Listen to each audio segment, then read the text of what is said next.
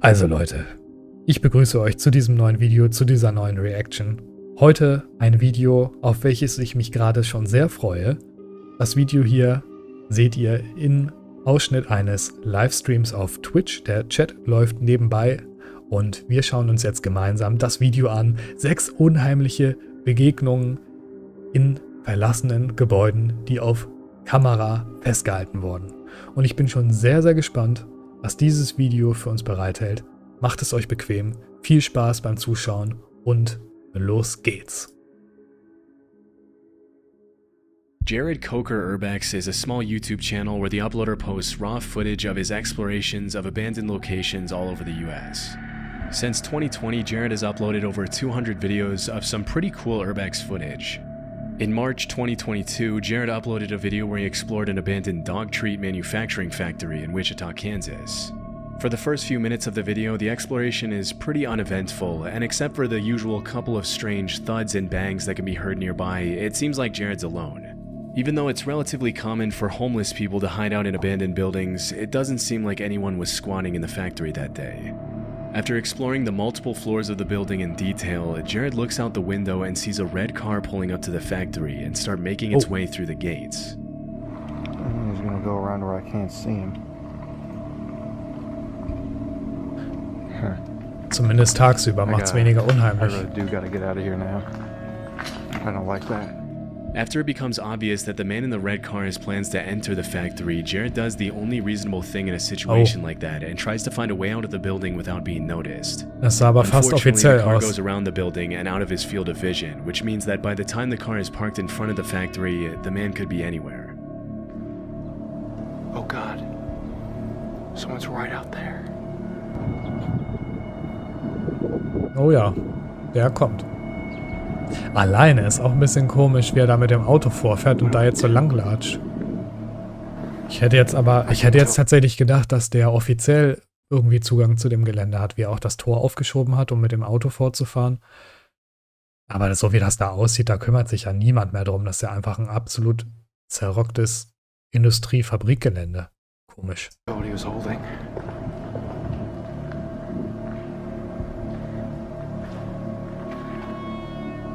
The man can be seen walking through the woods toward the front entrance of the factory.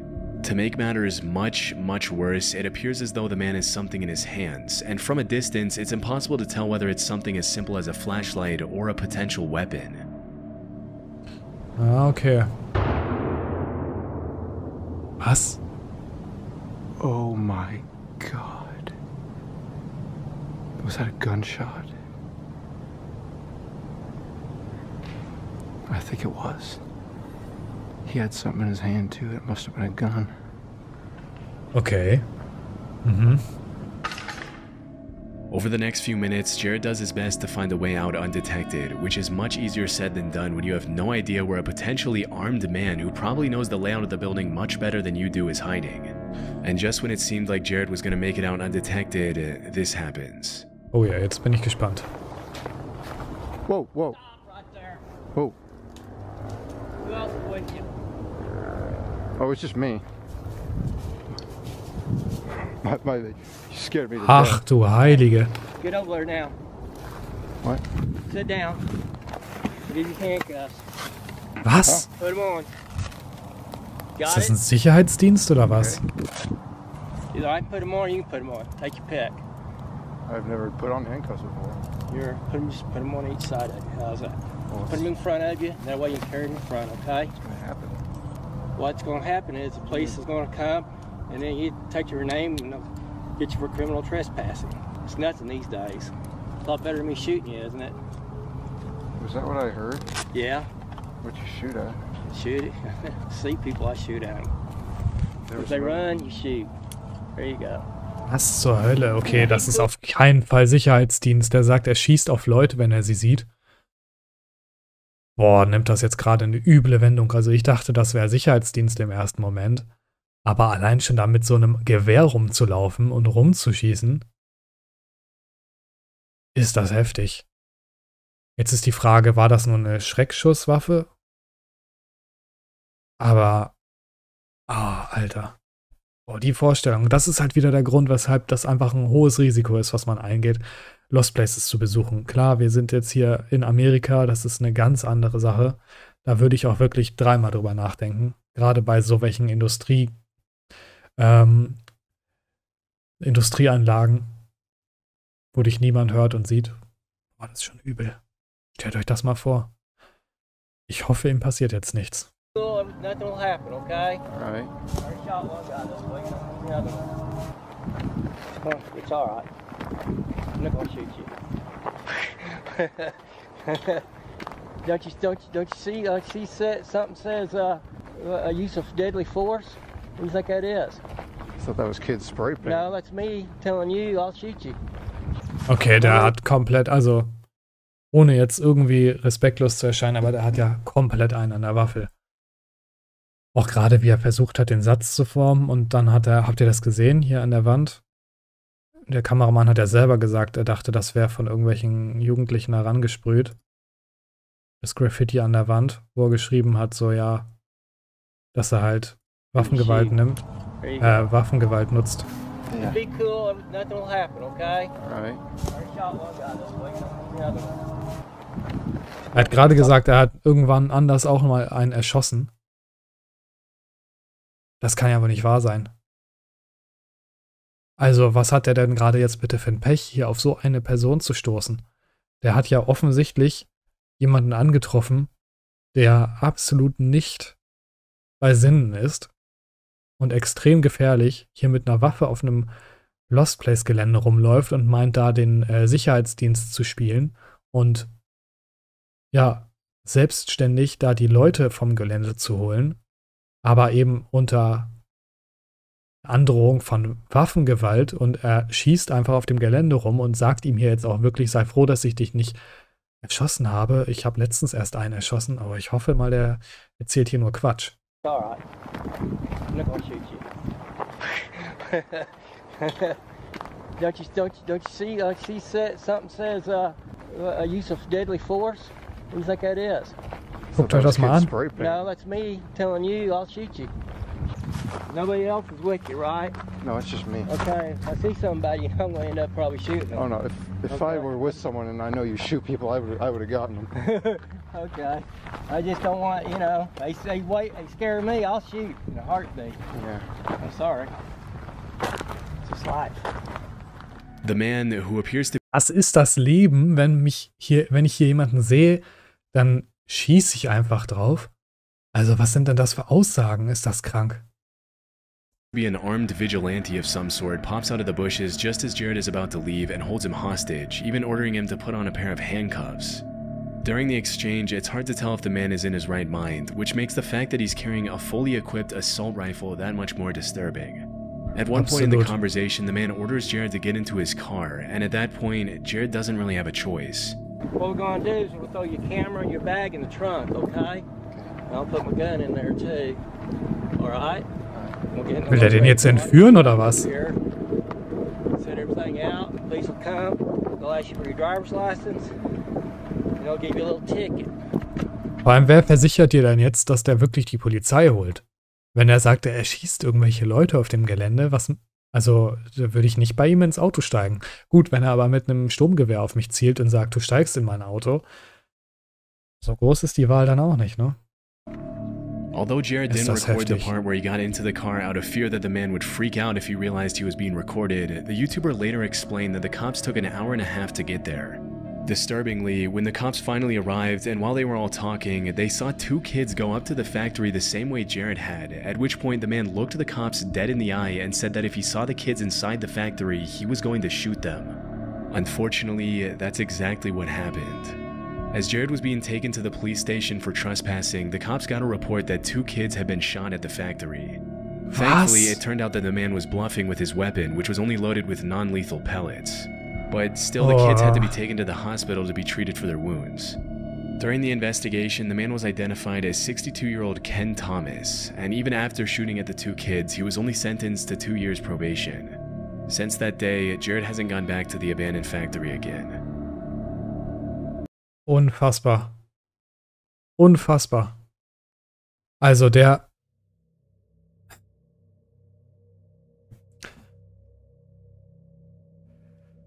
Mir fehlen die Worte, das klingt ja eher, als wäre das in Deutschland passiert, wenn man sich jetzt die Strafe, das Strafmaß am Ende anhört, ne?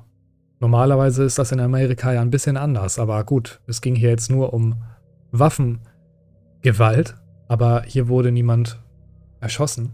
Und trotzdem, der hat, erstens, die Polizei war anwesend, die Polizei hat mit ihm gesprochen und der Polizist oder die Polizisten haben wahrgenommen, wie er ihnen in die Augen schaut und sagt, ja, hätte ich die Kinder, die da jetzt gerade auf dem Gelände sind, hier selber gesehen, hätte ich sie erschossen. Und was machen die Polizisten? Die fahren wieder weg und in der Zeit schießt der Typ auf die Kinder. Der hatte zwar, und so wurde es hier jetzt gerade gesagt, keine wirklich tödlichen Geschosse, nur Gummigeschosse. Also war meine Hoffnung dann ja doch richtig, dass er keine wirkliche Waffe nutzt. Zumindest keine Geschosse. Aber es wurde ja gerade gesagt, die Kinder wurden getroffen und die Kinder mussten im Krankenhaus versorgt werden, weil sie verletzt wurden. Das ist unfassbar. Und dann kommt am Ende raus, der Typ kriegt dafür 2 Jahre Bewährung.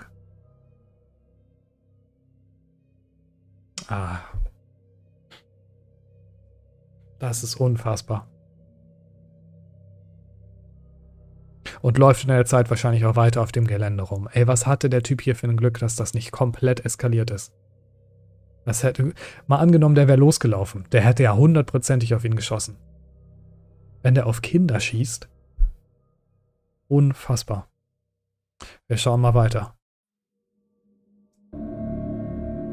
In 2019, a group of 5 real estate investors walked into a distressed property in the Angora neighborhood of southwest Philadelphia. Das Video kenne ich. The visit to the distressed house started out pretty ordinarily, but a few minutes in, just as one of the investors was about to walk up the staircase leading to the 2nd floor, they noticed something extremely disturbing. Guckt euch das an, Leute. Look at this rock track right here. Look, nail wire.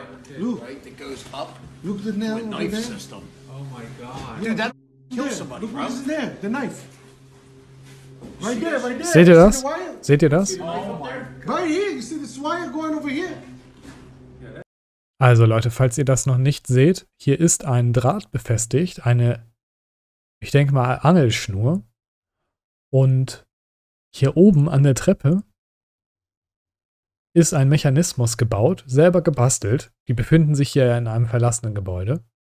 Und an diesem Mechanismus da oben ist ein Küchenmesser.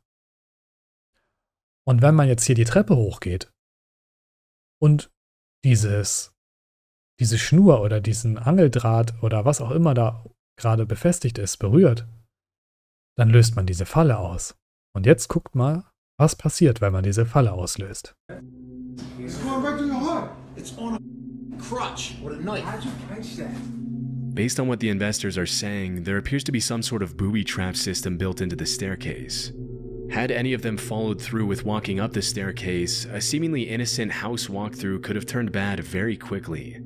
After analyzing the booby trap for a few minutes, they decided to activate it to see what would have happened to the investor if he had continued climbing the flight of stairs. Alright, here, you got it? Yeah. So, jetzt guckt euch das an.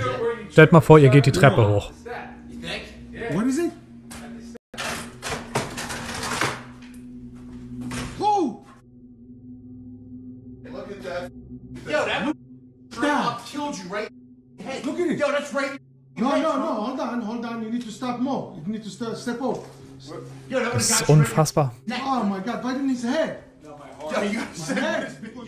Stellt euch mal vor, ihr geht in den Lost Place, nichts ahnend die Treppe hoch und aus dem Nichts kommt dieses Messer, dieses rostige Messer mit so einer Klinge, kommt das runtergeschossen und bohrt sich direkt ins Gesicht.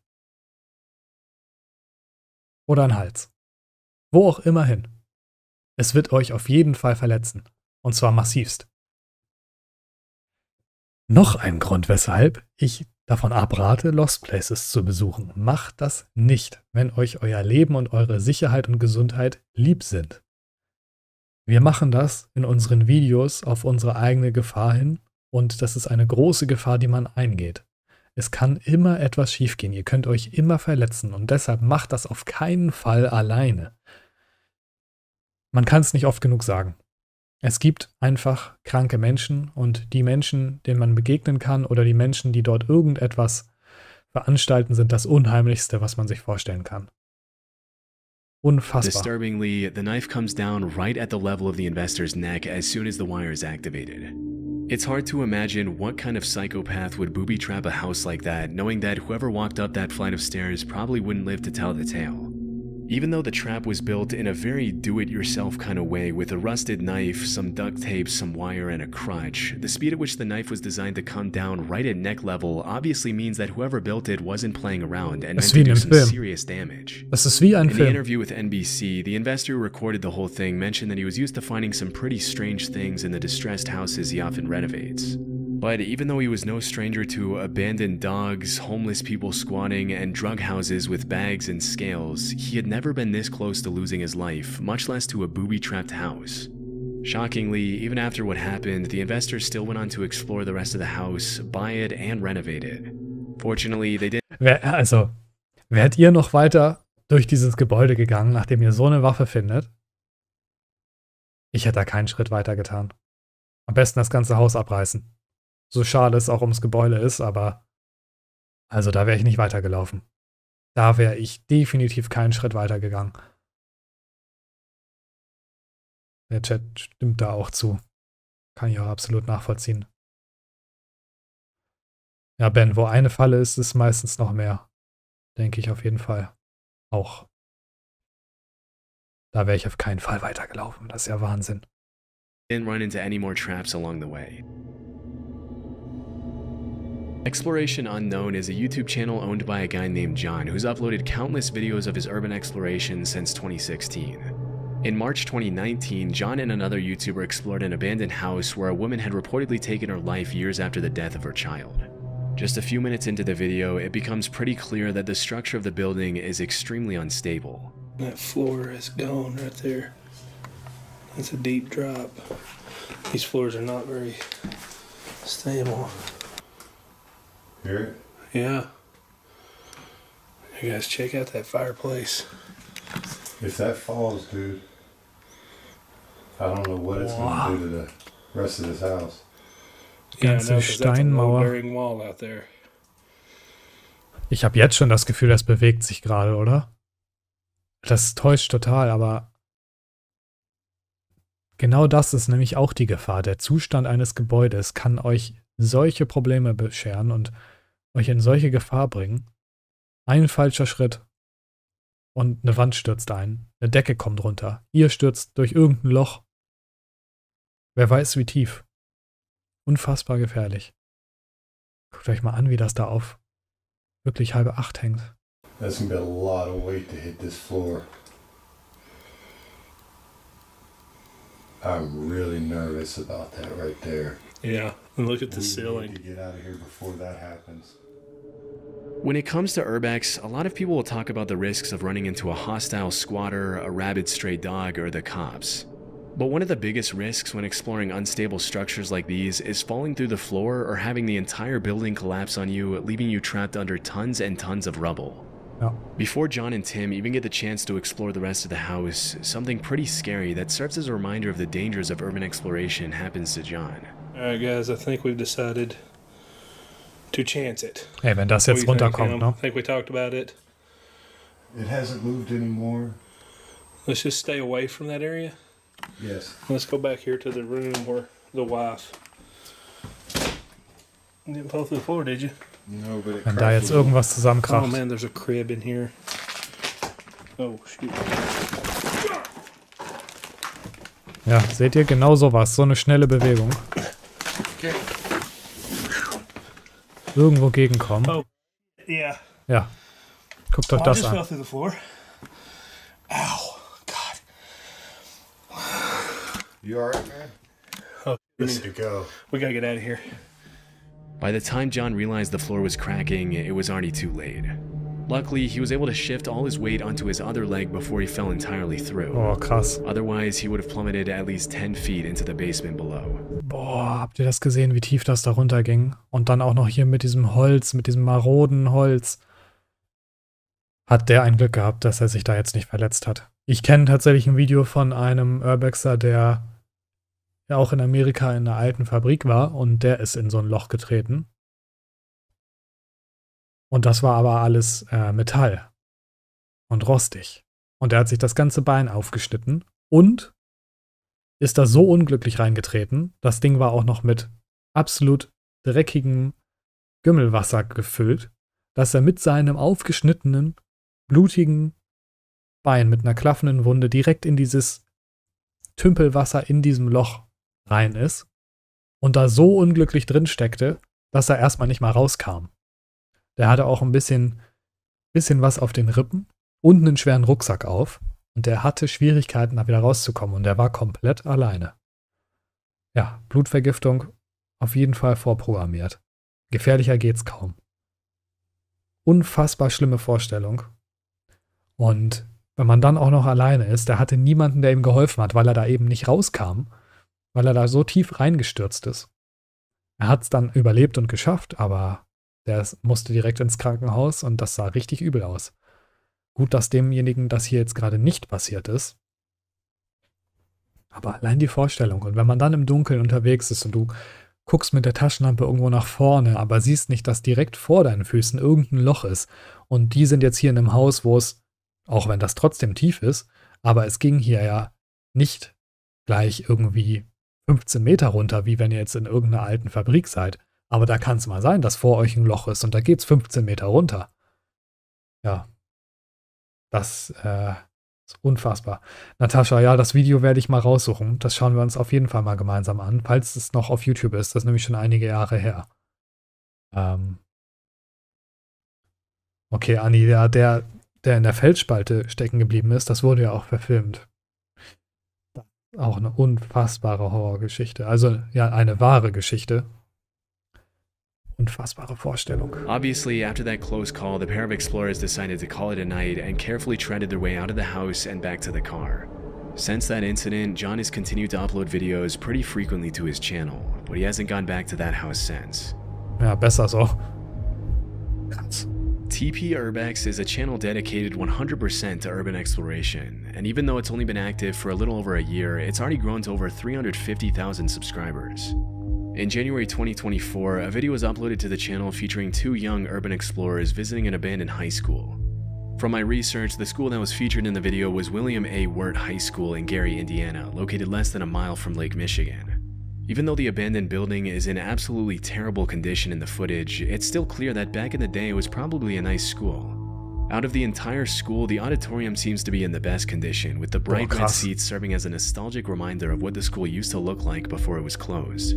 As the teens are walking through the aisles, they catch a glimpse of a man holding a metal pipe staring them down near the auditorium entrance. Was? Like some kids got in here and were throwing some stuff from the balcony area. Oh, hey, what's up, man?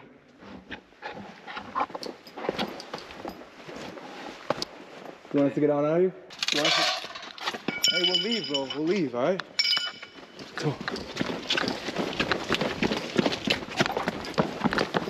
Hat man ihn jetzt schon gesehen, den Mann? Just get out any door. This door right here. You sure? Oh yeah. Und in solchen Situationen kann auch ganz schnell was passieren, ne? The man with the pipe started chasing them out of the building, but stopped when they got outside. It's pretty disturbing how the guy never even speaks to the teenagers. He just starts chasing them with a metal pipe that he probably planned to use as a makeshift weapon. When this kind of stuff happens, you really have to put yourself in the shoes of everyone involved. I mean, the guy who chased them out, like usual, was probably a homeless guy who had been squatting at the school for a while. Through his eyes, the abandoned, decrepit building is his home, and having 2 teenagers come in unannounced to disturb your peace when you have nowhere else to go must be pretty irritating. But for the explorers who just want to have some fun in an old building, getting chased out by someone who's armed and probably not in their right mind is also a terrifying experience. Ja, das ist halt das Risiko, ne? Dass da immer jemand sein kann, der sich da eingenistet hat. Der hat trotzdem absolut kein Recht, mit Gewalt diesen Ort zu verteidigen, weil es ja auch nicht sein Eigentum ist. Er macht sich ja, es ist ja genauso illegal, dass er da ist, wie dass die Urbexer da sind. Aber es gibt Menschen, die sich da einnisten und dann so ein gewisses Territorialverhalten zeigen und das Ganze verteidigen wollen. Und das auch mit Gewalt. Und das kann echt gefährlich werden. Also stellt euch mal vor, da ist so ein Typ mit einer Eisenstange und der läuft euch dann einfach wortlos hinterher. Gut, dass die beiden das hier unbeschadet rausgeschafft haben. Ich glaube, das Gebäude werden die nie wieder besuchen. In September 2020, John and Tim from Exploration Unknown uploaded a video where they documented their visit to an abandoned altar in the middle of the woods. From the very start of the visit, some red flags came up that John and Tim should probably have taken as invitations to leave. Where are we? It's supposed to be public land.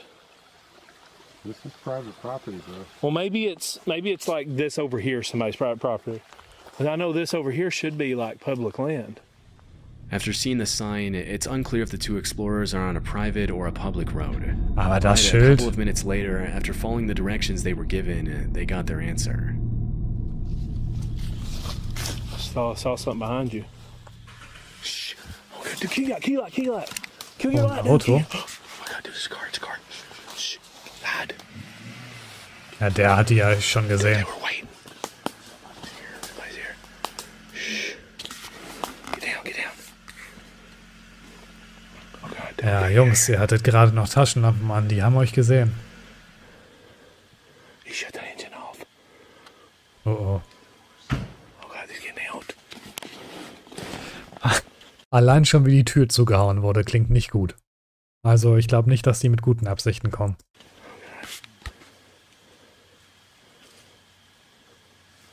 Hey, that's in your damn lights, sir. Oh God. Dude, he's Get off my property. He's got a gun. Okay, we gotta get out of here. We gotta get out of here. Okay. Go. Oh Oh God. Tim, you okay? Tim, you okay? Get up, dude. Come on. Get up. Are you hit? Oh God, run, dude, run. Okay. After getting out of his car, a man who we can reasonably assume to be the property owner points his gun at the uploader and his friend and tells them to get off his property. This is one of those situations that you just never want to be in, because on the one hand, if you yell something out to try to calm the guy down, you signal your location to someone with a deadly weapon who may or may not be in his right mind. But on the other hand, if you don't signal your location, the property owner might feel threatened. As they were running out of the woods, the man shot at them, and initially it looked like Tim fell to the ground from being shot at. But it seems like he just tripped either by something on the ground or by being startled by the sound of the gunshot. Fortunately, Tim and John were able to get out of those woods unscathed, and they never went back again. I really don't know where John got his intel about the supposed abandoned altar in the middle of the woods, but it was clearly faulty. And it's a good thing he was able to spot the guy in the car ahead of time. Alter, ey Leute, was macht man da, ne? Was macht man da? Macht man sich bemerkbar und sagt, jo, tut uns leid, wir wollten hier niemanden stören? Und nimmt dann eventuell die Gefahr in Kauf, dass der dann vollkommen durchdreht? Oder ergreift man die Flucht und nimmt dann die Gefahr in Kauf, dass er dann auf einen schießt? Wir wissen natürlich nicht, auch hier in dem Fall, war das eine echte Waffe, waren das echte Geschosse? Aber unfassbar gruselig die Vorstellung. Und leider, ich weiß nicht, ob ihr es vor ein paar Jahren mitbekommen habt, aber leider ist es tatsächlich selbst hier in Deutschland, und wir haben uns jetzt gerade in den Videos in Amerika bewegt, wo etwas in Verbindung mit dieser Gewalt durch Waffen natürlich noch viel näher liegt. Aber leider ist es auch in Deutschland vor einiger Zeit zu so einem Vorfall gekommen, wo zwei Freunde einen Lost Place erkundet haben und einer der beiden tatsächlich dabei getötet wurde durch jemanden, eine verwirrte Person, die sich in diesem Gebäude verschanzt hat und die nichtsahnenden beiden überrascht hat und einen von den beiden tatsächlich getötet hat. Das ist vor einiger Zeit in Deutschland passiert. Und deshalb auch an der Stelle noch einmal, besucht keine Lost Places. Begebt euch bitte nicht in diese Gefahr. Passt immer auf euch auf. Und freut euch auf mein nächstes Video einer Lost Place Erkundung. Leute, ich weiß, das ist kein gutes Vorbild. Aber vielleicht gerade dadurch kann ich ja erreichen, dass ihr es nicht macht. und ihr zu Hause in Sicherheit bleibt und euch meine Videos anschaut. Ich bedanke mich auf jeden Fall fürs Zuschauen bei dieser Reaction. Passt gut auf euch auf und bis zum nächsten Mal. Tschüss.